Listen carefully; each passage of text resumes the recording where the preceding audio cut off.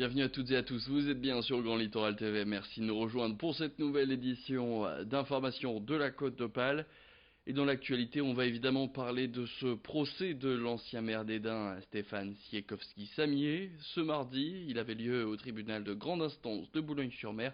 Il est accusé de détournement de fonds publics. Procès auquel comparait aussi sa mère, Christiane Samier, ancienne première adjointe de la ville.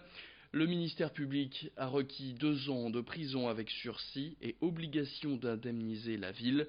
Sauf que la commune d'Hesdin ne sait toujours pas exactement à quel montant s'élève le préjudice. À cette sanction s'ajoute la confiscation des biens saisis et 5 années d'inéligibilité pour Stéphane Siekowski-Samier.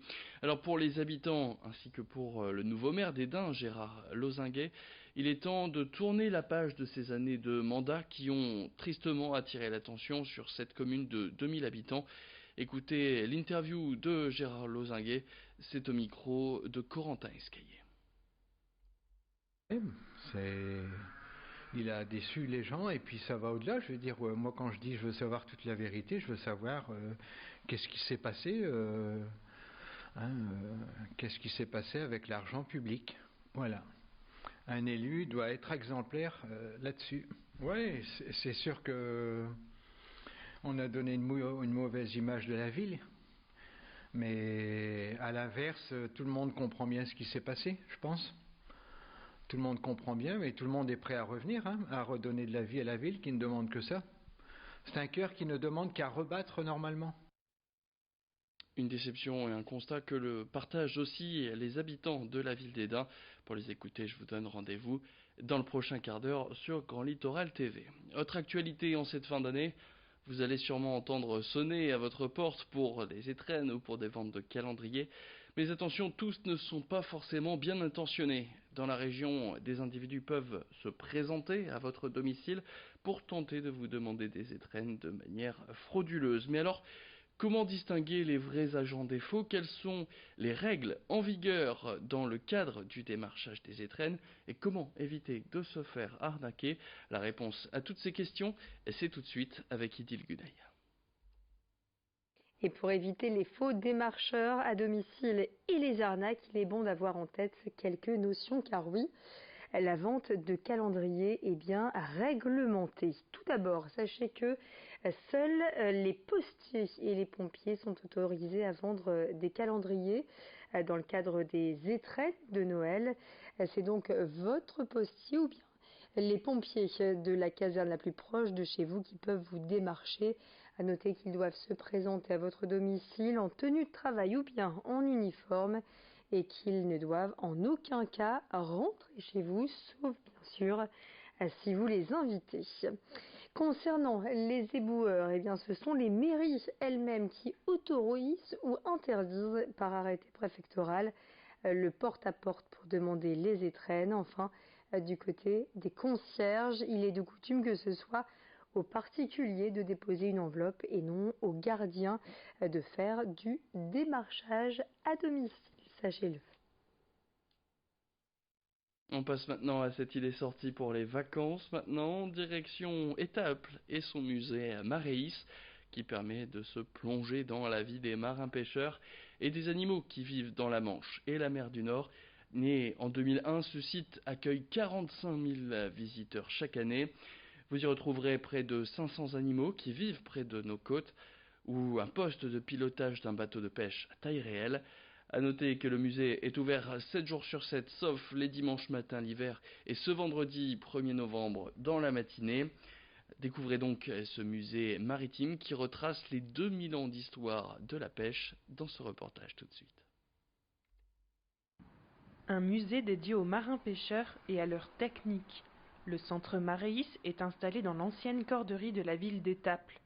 Dans cette petite ville, il n'y a plus de port de pêche à cause des marées.